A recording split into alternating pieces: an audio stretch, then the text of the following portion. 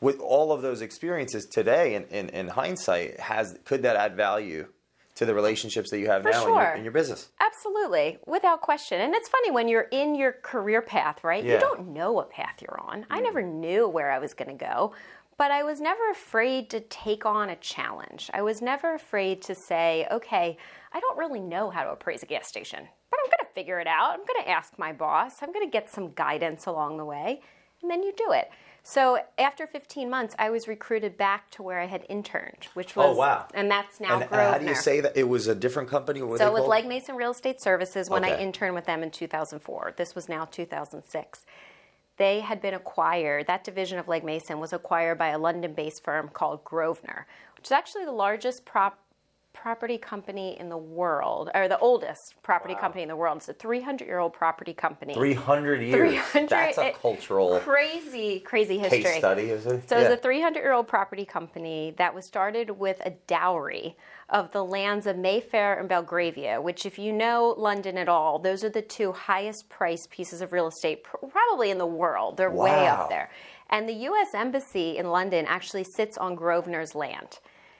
So Grosvenor is a real person. He just passed away 2 years ago. He was the Duke of Westminster.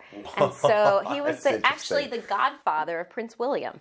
Crazy property. The godfather of Prince William. History. Mm-hmm. And did he acquire this other, it was a different name? He acquired Legg Mason Real Estate Services because they wanted to expand their U.S. platform. And that came back from a dowry on like this crazy 300 land. years previously, it was But swampland. this is where you interned, that it wasn't the offer that you wanted, so you made a decision to go somewhere else.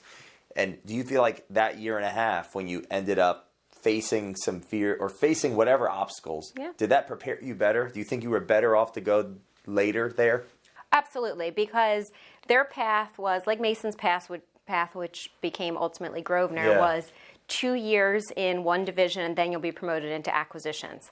I spent 15 months at a different company and then took the job in acquisition. The universe works in funny ways. I love the universe. It's the purple. Well, we'll get into that. I find that, yes, wherever you're meant to be, you're going to find a way to be there. So I moved back. I took the job. And it was so funny because, again, you're so silly. Like, I was so silly at the time. I'm 23 years old.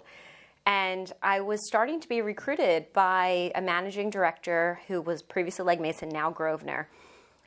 She kept saying, I need an analyst. Do you want to come back and work for me? And I said, no, I don't. I'm pretty happy where I am. And I always in my mind thought you should be in your first position. Probably St. Joe's told us this. Yeah. You should be in your first position for 2 years. And it had only been 15 months. So I thought, I should probably stick it out. And I'm very close with my dad. He's been extremely influential in helping me build this business. With Very, but at the time I said, Dad, I don't know, what do you think I should do? They're coming after me. He said, Elizabeth, this is the job you wanted a year and a half ago. Go after it. What's wrong with you? You don't have to stay 2 years in your first job. So I did. I took the leap.